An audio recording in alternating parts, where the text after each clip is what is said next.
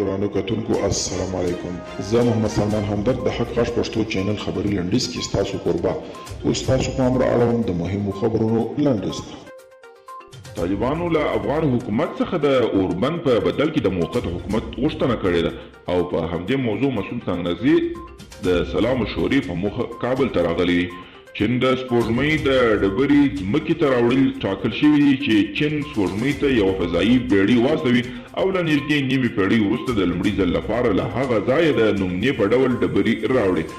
چانګ A 5 په نوم دغه فضایي بیړۍ به نن سه شنبه لنډۍ 4 نومبر د 24 واستول شي که یې ماموریت بریالی و او له سپوږمۍ یې ډبرې راوړي.